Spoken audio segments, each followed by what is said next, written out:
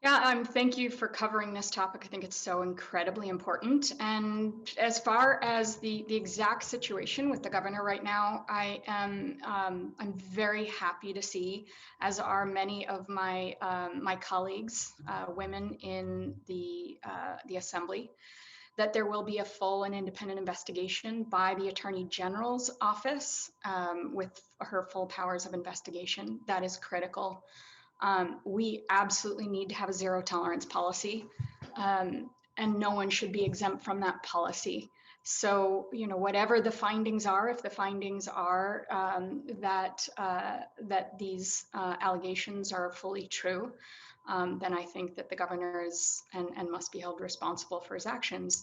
I do want to say, though, what many women feel, that there really is no length of education or empowerment that we can give women that will solve the broken system that we have of power imbalance, where a woman must choose between her own protection and well-being and her job.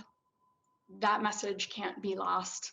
And I think it's also really important that we acknowledge that a mere passive sexual harassment training, a lot of them are done by video now, that's not enough.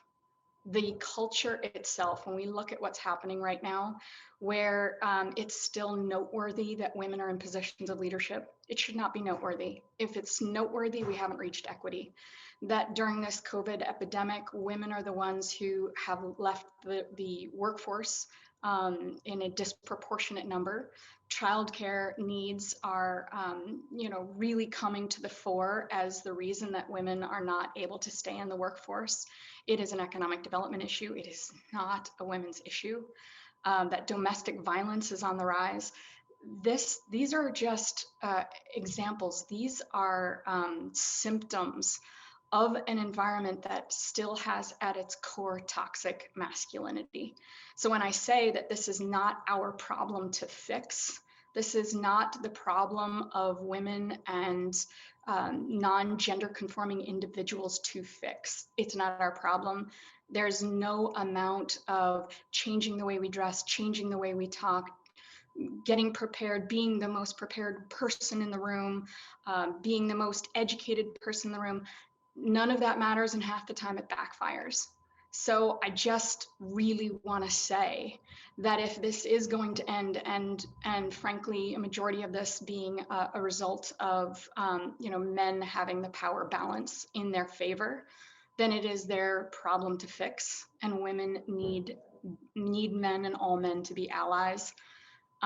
In this context, I will say simply that there is no language, no conversation, no question that asks about a woman's private life, personal life, that should ever be conflated as a joke. That's not a joke. That makes women uncomfortable. It's inappropriate behavior. That's locker room talk. And if women continue to hear that that's okay, then we are not able to create safe spaces, because what we are being told is that to counter it, to stand up to it, will threaten our place in society, will threaten our security, will threaten our jobs, because that is the culture, that is the norm, that's what's accepted. If the language and discussion and terms that men use when women are not present is any different than what they use and how they talk when women are present, then we have not reached equity. That we have not reached a place where there's a safe space. Period. End of story. Zero tolerance. So I think that these messages need to be brought to the fore. This needs to be the center of the conversation. And, I stand with many women, proud of the Attorney General's stance that she will be doing a full and independent investigation. And the women who brought forward these allegations deserve that. I think that it's really important. We put people on pedestals no one should ever be put on a pedestal. They're still human like everyone else. They should be held to the exact same standards, exact same standards. I think that where it becomes even more important is because so many people's lives depend on the decisions of our leaders. And in particular, the governor, he is the representative of the entire state. That's the added piece of what it does, what it says, what it represents to the safety of so many women and gender nonconforming individuals who have been victims in our society. That's where it is an added burden and an added responsibility. And it's a responsibility, therefore, for all of us as leaders to hold ourselves as leaders and our governor as the leader accountable to the added impact of the mental health well-being, and the safety of all the individuals by our actions and our example.